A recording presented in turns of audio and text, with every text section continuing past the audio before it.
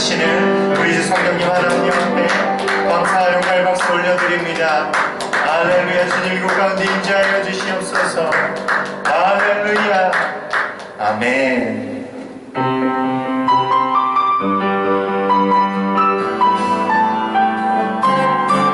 일어나라 주의 백성,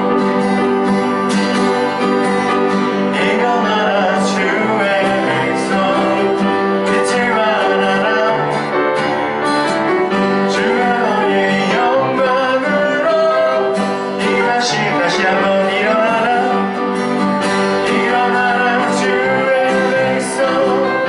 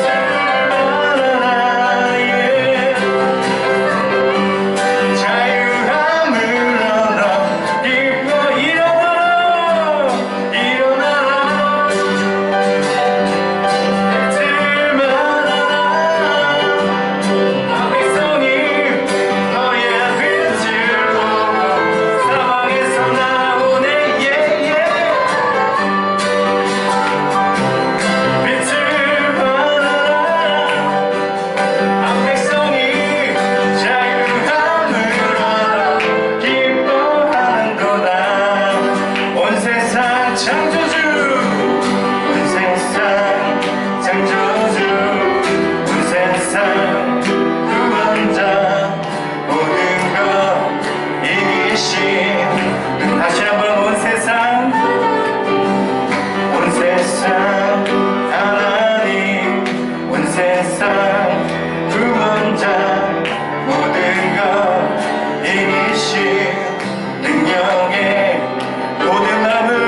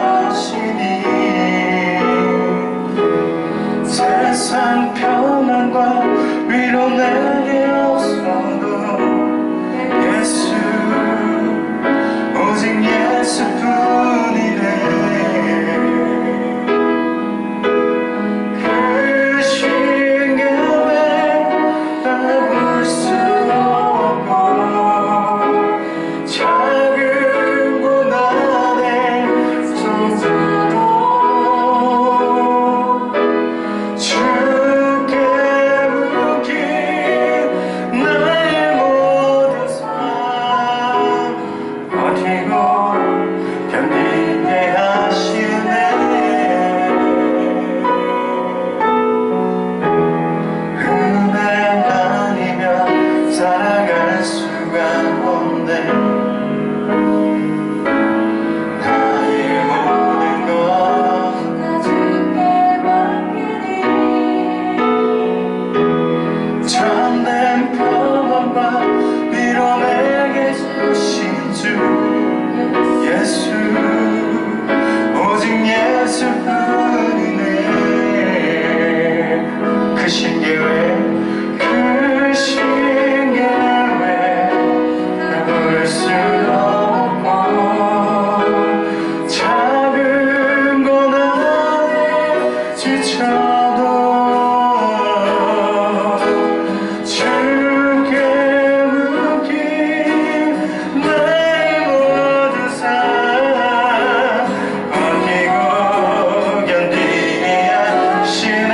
그 신계회 그 신계회 나볼 수도 없고 작은 것 안에 지쳐도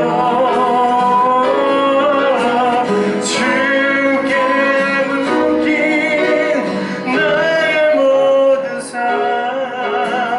버티고 견디게 하시네.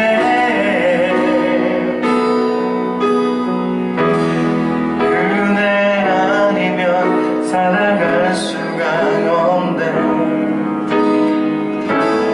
나의 모든 것 다 주께 맡기리. 세상 평안과 위로 내게 주신 주 예수 오직 예수뿐이네.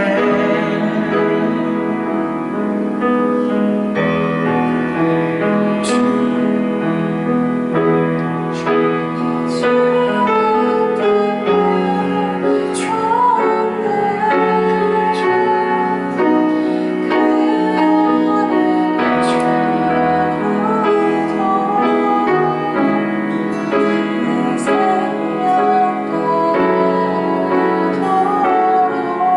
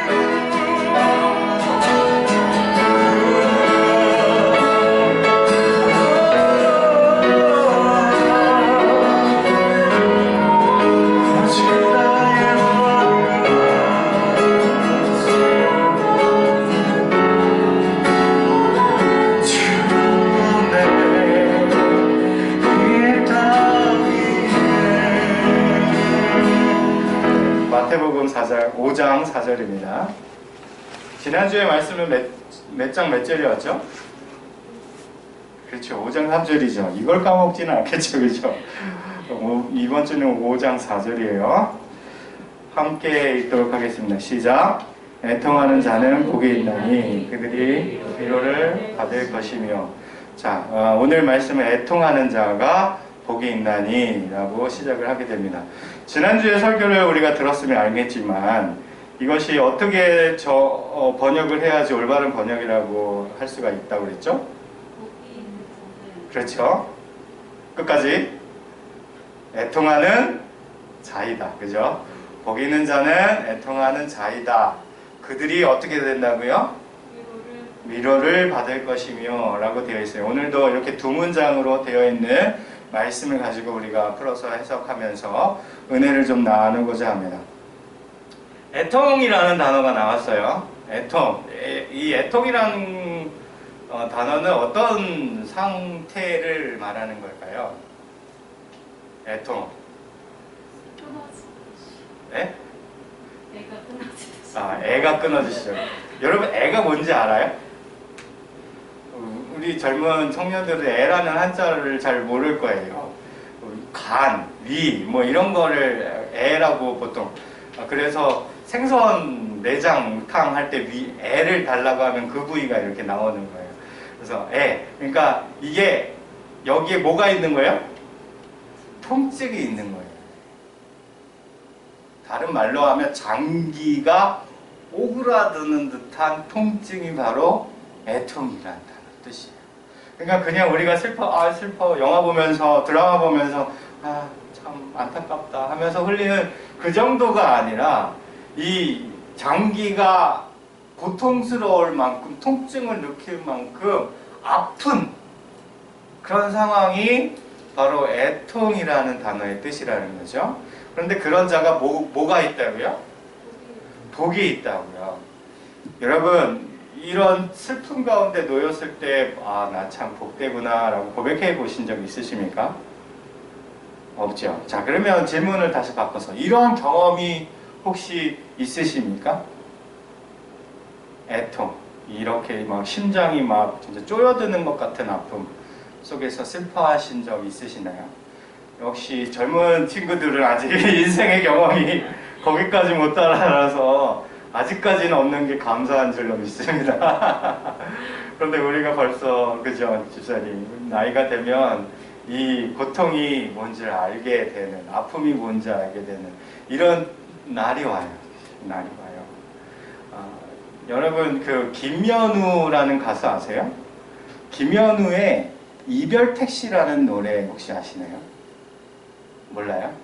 제가 이걸 뭐 영상을 끊고 가더라도 조금만 불러드리면 어디로 가야 하죠 아저씨 이런 대목이 나와요. 여자랑 이별하고 나서 택시를 타고 어디를 가야 될지 모르는 거예요. 어디로 떠나야 되는지 모르겠는 거예요.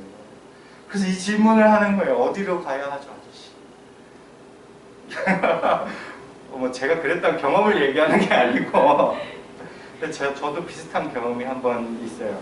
아버지가 돌아가시고 난 다음에 이제 장례 모든 걸 다 치르고 그 다음에 저희 때는 그 주민등록이 아니죠. 그 사망 신고를 하고 이제 호적을 정리를 하려면 거기가 본적까지 갔어야 됐어요. 본적에 있는 동사무소까지. 요즘엔 지역 그냥 거기서 다 된다고 하는데 예전엔 그게 안 됐어요. 그래서 아버지의 본적까지 이제 가서 이제 그 제적을 이제 하기 위해서 간 거예요. 저 혼자, 이제 형은 출근하고. 그런 일은 왜 꼭 저 혼자 하는지 모르겠어요. 그래서 아무튼 지하철을 타고 거기 가서 뭐 해서 아무튼 정리를 다 끝났어요. 근데 여러분 그 마음이 어떤지 참 모르시죠, 아직은. 정리하기 전에는 아버지의 이름이 딱 제일 맨 위에 있는데, 호적 등본을 떼면. 근데 이제 제적을 다 하고 난 다음에는 그게 이제 확인으로 이렇게 나와요.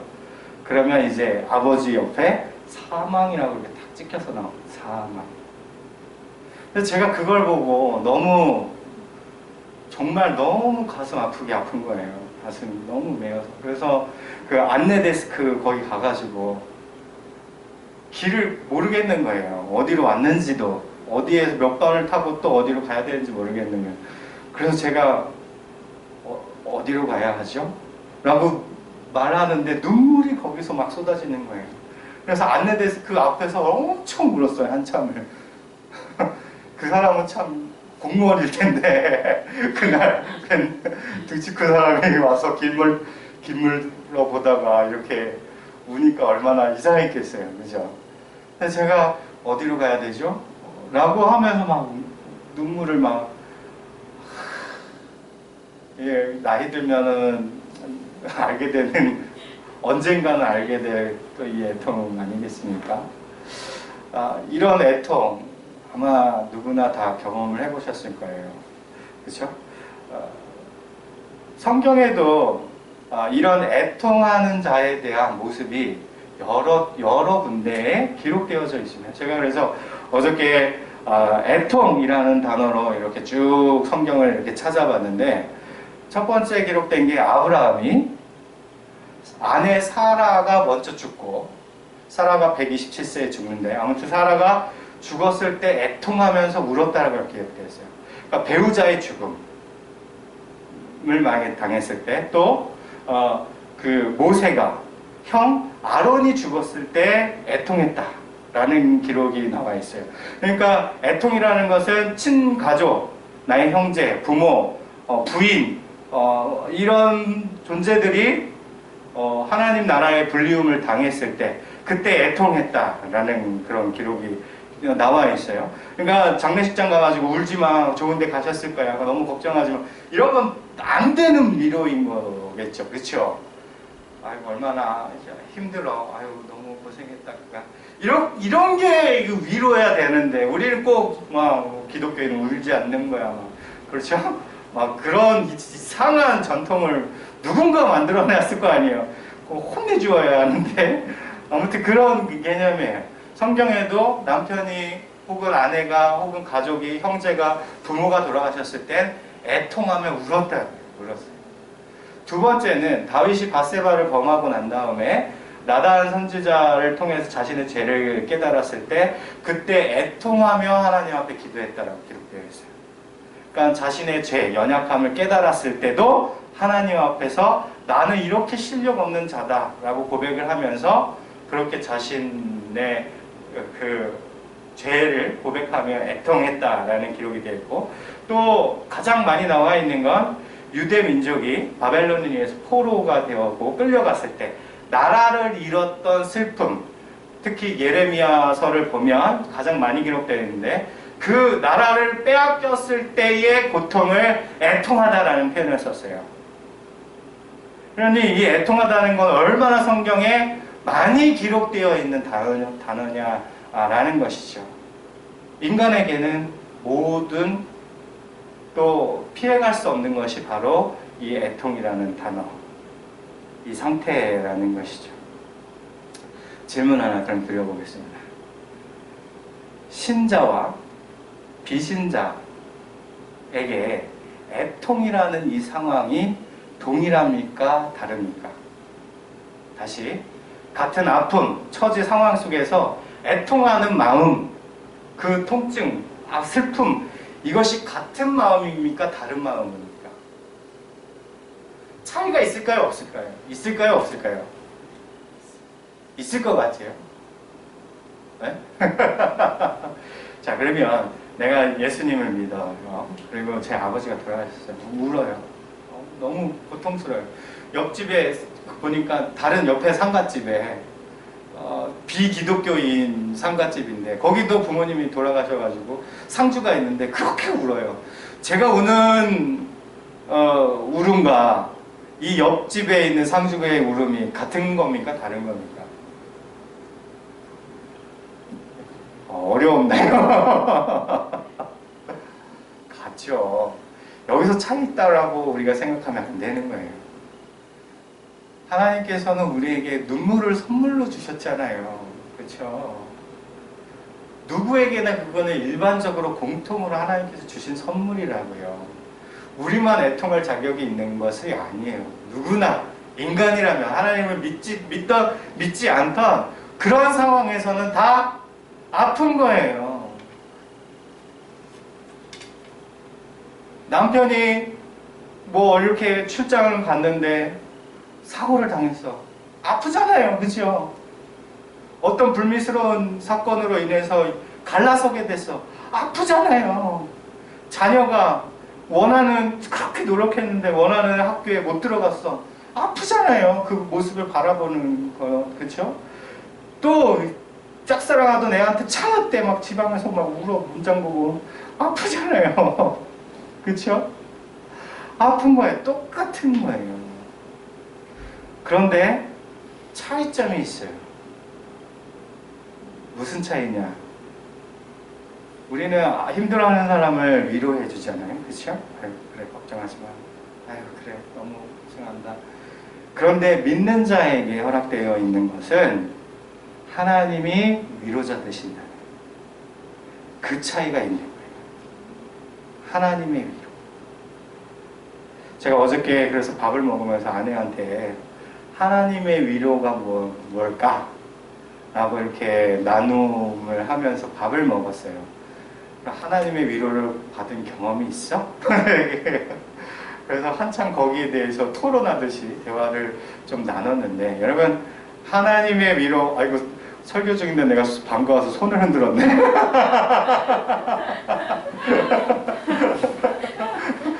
이 부분은 편집해야겠네. 하나님의 위로라는 것을 여러분 경험해 보신 적 있으신가요? 그래요. 하나님의 위로란 과연 무엇일까? 여러분이 경험한 하나님의 위로는 어떤 것이었습니까? 감정의 치유였습니까? 상황의 회복이었습니까? 어떤 모습으로 하나님의 위로의 손길이 다가왔나요? 경험되어졌나요? 우리는 이 부분에 대해서 좀 더 명확하게 좀 확정하고 하나님의 위로를 사모하는 여러분이 되시길 바라요. 오늘 이 예배 가운데 하나님의 위로가 각 심령마다 우리 여기 모인 모든 사람에게 하나님의 위로가 임재하시기를 축복합니다. 하나님의 위로할 때 이 위로라는 단어가 헬라어로 어떻게 쓰였냐면 파라클레오라고 되어 있어요. 이 두 단어가 이제 합쳐진 합성어인데, 파라라는 것은 옆에라는 거예요. 옆에. 멀지 않은 바로 옆에. 파라. 콜레오는 영어로 이게 파생어로 됐을 때는 콜이라는 단어예요. 자, 그러면 콜이라는 게 뭐예요? 부르심. 그렇죠? 부르심. 어려운 영어 단어가 아닌데. 그러면은 위로라는 거를 이제 합쳐보세요. 단어를. 옆에서 부르시다. 옆에서 부르시다. 이게 위로라는 단어예요. 하나님, 왜 이렇게 힘들까요? 하나님, 세상 사는 게 왜 이렇게 힘드나요? 내가 할 수 있는 게 아무것도 없네요. 정말 죽고 싶네요. 하나님. 너무 지쳤네요. 이럴 때 하나님께서 어떻게 하신다고요? 옆에서 말씀해 주시는 거예요. 내 옆에 찾아와서 내 이름 불러주시는 거겠죠. 그래, 선혜야. 그래, 재찬아. 그래, 현민아. 그래, 서건아. 그렇게 한 사람 한 사람 이름을 불러주시면서 우리를 위로하시는 거예요. 그게 바로 하나님의 위로하심이에요. 제가 이 설교를 준비하면서 예전에 그 기억이 나는 게 있어요. 뭐냐면 차로 운전하고 가는데 아침 7시 좀 넘어서 이렇게 운전을 하고 가다가 라디오를 틀어놓고 이렇게 가고 있는데 라디오에 한 사연이 이렇게 흘러나오는 거예요. 그러니까 시를 소개하는 아무튼 그런 프로였는데 제가 그 시를 듣고서 차를 갓길에다 세우고 엄청 울다가 다시 이렇게 출발한 기억이 있어요. 그래서 제가 그 시를 그래서 목적지에 도착하자마자 검색을 해서 찾아놓은 게 있어요. 그래서 어제 이 위로라는 이 단어를 묵상하다가 그때 그 제가 메모했던 시가 생각이 났습니다. 제가 한번 낭송해 드릴게요. 이 시는 제목이 엄마가 휴가를 나온다면 이라는 시입니다. 정채봉이라는 동화작가 분이 이런 시를 적은 건데 한번 들어보세요. 하늘나라에 가 계시는 엄마가 하루 휴가를 얻어 오신다면 아니 반나절 반 시간도 안 된다면 단 5분 그래 5분만 온데도 나는 원이 없겠다. 얼른 엄마 품속에 들어가 엄마와 눈맞춤을 하고 젖가슴을 만지고 그리고 한 번만이라도 엄마 하고 소리내어 불러보고 숨겨놓은 세상사 중 딱 한 가지 억울했던 그 일을 일러 바치고 엉엉 울겠다. 이 시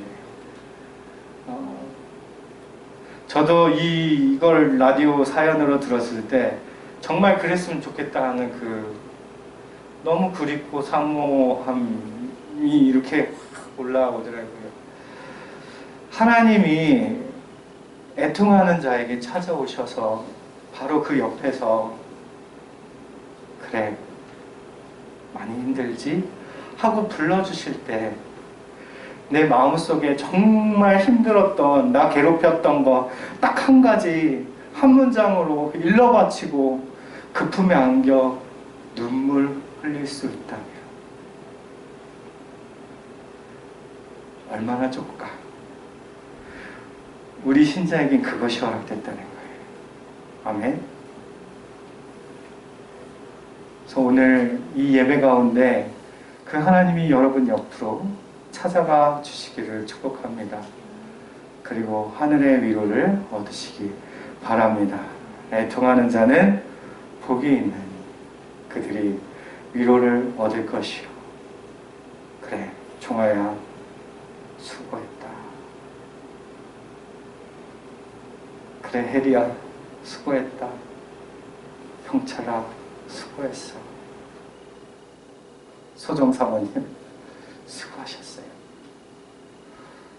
오늘 하나님의 그 음성이 그 옆에서 부르시는 그 음성이 모두에게 임하시기를 예수 그리스도의 이름으로 축복합니다.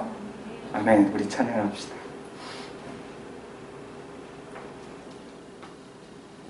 혜리자매는 오늘 나오지 않고 같이 하늘의 위로를 얻었으면 좋겠네. 우리 마음이 상한 자를 이 찬양 같이 부르시면서 하나님 우리의 인생이 만만치 않습니다. 그 모든 힘든 순간 하나님이 옆에 계셨음을 고백합니다. 오늘 동일하게 이곳 가운데 찾아와 주시고 하늘의 위로를 허락해 주십시오. 나는 목마르오니 내 영혼 가운데 충만한 은혜를 부어주셔서 다시금 일어설 수 있는 새 힘을 얻을 수 있도록 주님 역사하여 달라고 그렇게 고백하며 찬양하겠습니다. 마음이 상한 자를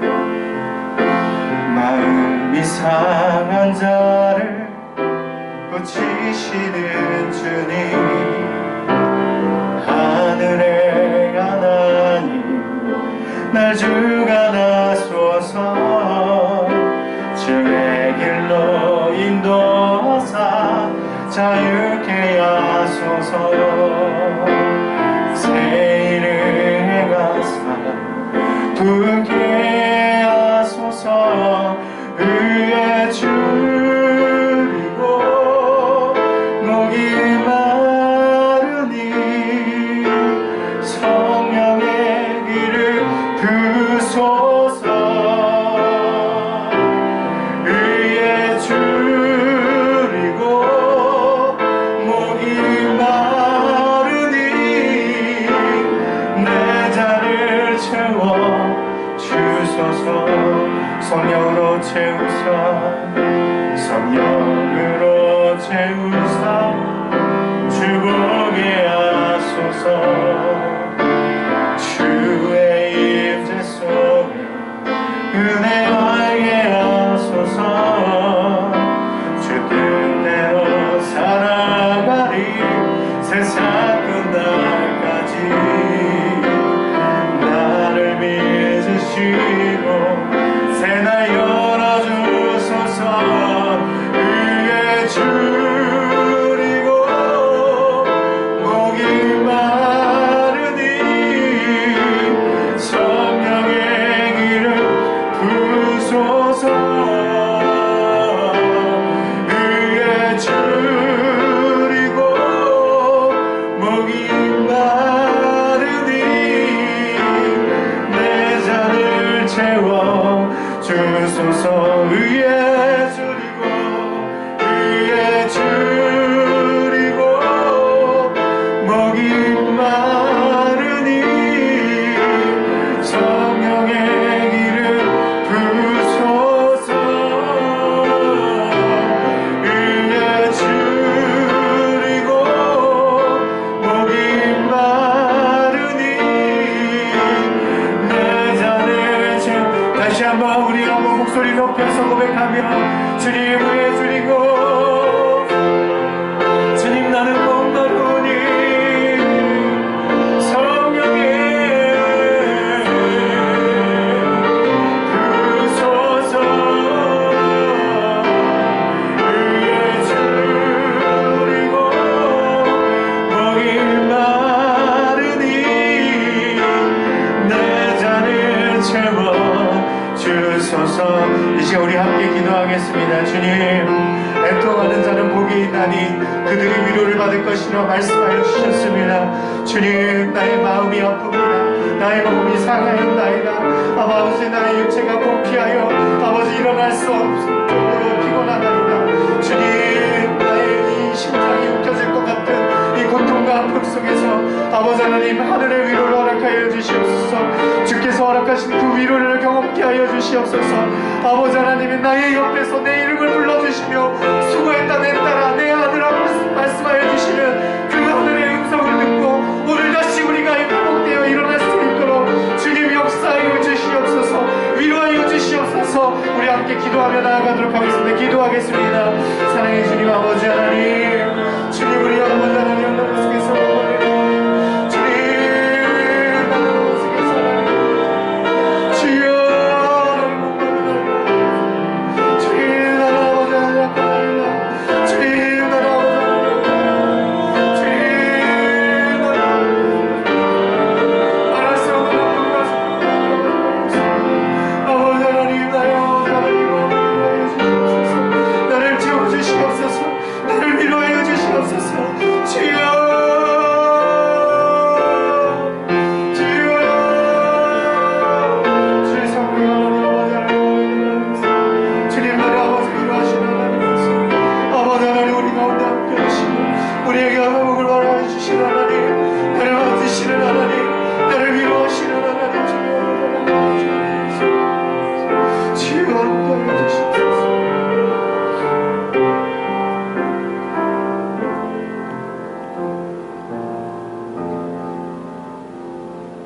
내가 아프고 힘들 때에